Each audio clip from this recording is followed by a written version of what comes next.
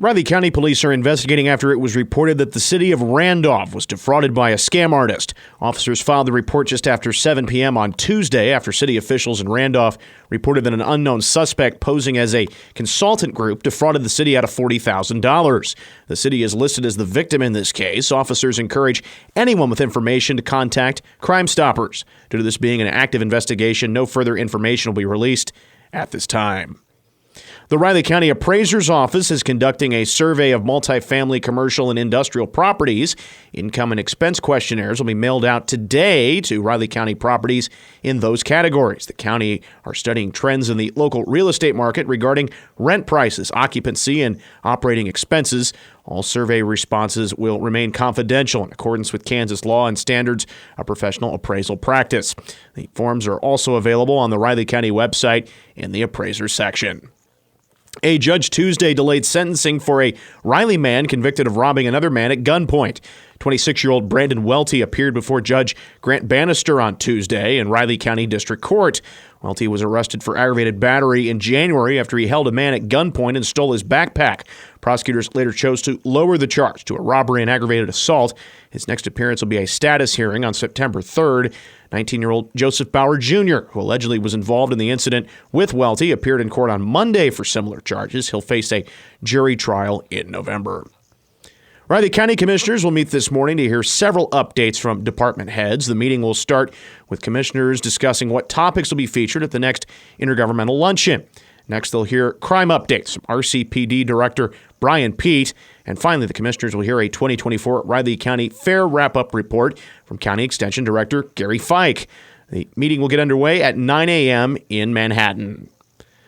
Zoo officials on Wednesday released a press release that red pandas gave birth to a female cub back in July. Head zookeeper for Sunset Zoo, Caitlin Kenny, says the good news is the panda is a fighter, having to overcome several obstacles, and that she continues to grow and flourish. The zoo staff reportedly chose the name Suni as an ode to Olympic gymnast Suni Lee. Red pandas are classified as endangered, meaning they are a significant risk for extinction in the near future.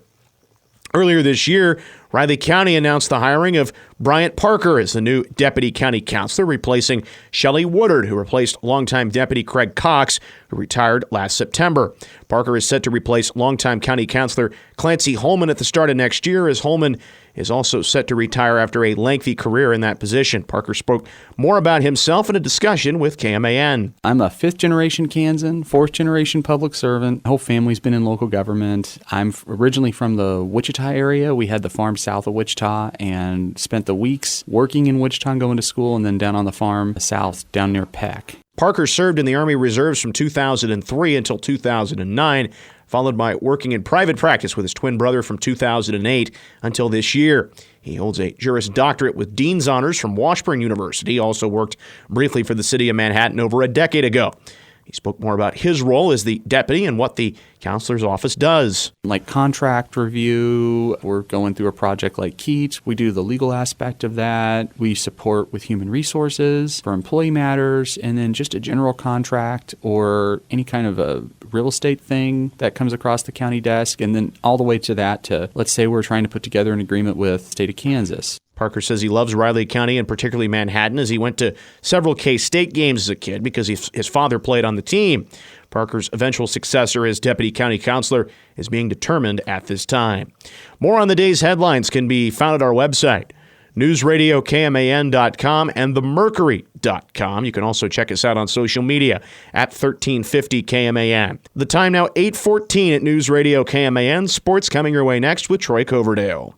Good morning, I'm Troy Coverdale with your sports headlines as K-Man's Morning News continues. One of the storylines out of K-State football practices these past couple of weeks is what the defensive backs have been able to do against the offense. Turnovers. We've been getting picks, fumble recoveries. It's ridiculous because I didn't really see it because in spring ball we were kind of still trying to fill out what type of team we wanted to be. But since day one, we've been getting fumbles and picks left and right. Ball State transfer Jordan Riley, who has opened eyes since joining the team, according to defensive backs coach Van Malone. Well, I've had an opportunity to talk to a few NFL scouts about Jordan, they've been impressed with his physicality, and that's kind of what he brings to that position specifically. He's a physical player, does a great job of communicating. He is an alpha. You see moments in practice when it's on the line, right? The game is on the line. Within practice, he's the one who is grabbing the mic, and he's an alpha. A season ago at Ball State, Riley racked up 97 tackles. The Cats preparing for their season opener on the 31st against UT Martin at Bill Snyder Family Stadium. Coverage that afternoon gets underway at 2 on News Radio KMAN and 101.5 K-Rock with Power Cat Game Day. Chiefs offensive tackle Jawan Taylor left practice on a cart Wednesday, and the team says that it's a shoulder injury that is bothering the OT. Taylor is in the second year of a massive 4-year deal with the Chiefs. On the other side of the ball, former K-Stater Felix Enudike-Uzama continues his ascent at defensive end. Last year I had a bit of struggle, especially being hurt and coming straight into it. So more healthy this year, just ready to learn more.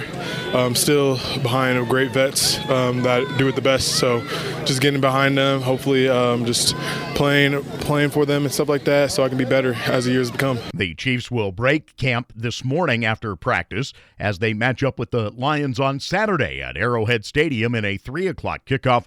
Coverage at 2 that afternoon on News Radio KMAN. J.J. McCarthy's rookie year with the Minnesota Vikings is already over. The former Michigan star quarterback and first-round NFL pick will miss the season after undergoing surgery on his right knee, which he injured in his preseason debut last week. McCarthy had been having a solid training camp and had been expected to back up starter Sam Darnold, who signed a 1-year, $10 million deal with Minnesota in March. Bobby Witt Jr. homered on a pitch outside the strike zone for the 4th time this season. Paul DeYoung finished a triple short of the cycle as the Royals bested the Twins 4-1 yesterday afternoon, avoiding a series sweep in Minneapolis. Witt homered into the left center bullpen on a shoulder-high full-count fastball from Louis Varland in the 3rd inning. That put the Royals ahead 2-0. DeYoung doubled in the 2nd. He then scored on Kyle Isbell's groundout before singling in the 4th and homering in the 6th. DeYoung reaching 20 homers for the first time since he hit a career-high 30 for St. Louis back in 2019. Cole Reagan struck out 8 and walked none over 7 innings, giving up just the lone run on 5 hits. It means he's now won 3 straight starts for the first time as a major leaguer. But manager Matt Quatraro says don't consider him a stopper given that success. I think he would have had the same, who knows about results, but he would have the same drive, the same motivation, the same intensity, whether we had won the first 2 or not.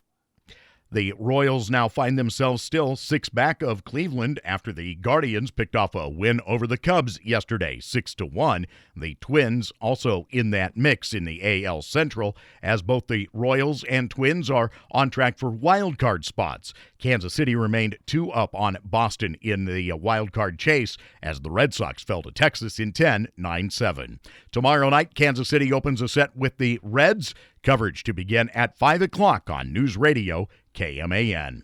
Yankee slugger Aaron Judge hit the 300th homer of his career, reaching that milestone faster than any other player in Major League history as he connected against the White Sox in a 10-2 win.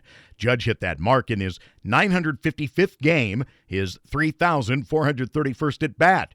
He had a 3-run drive in the 8th inning to reach the plateau.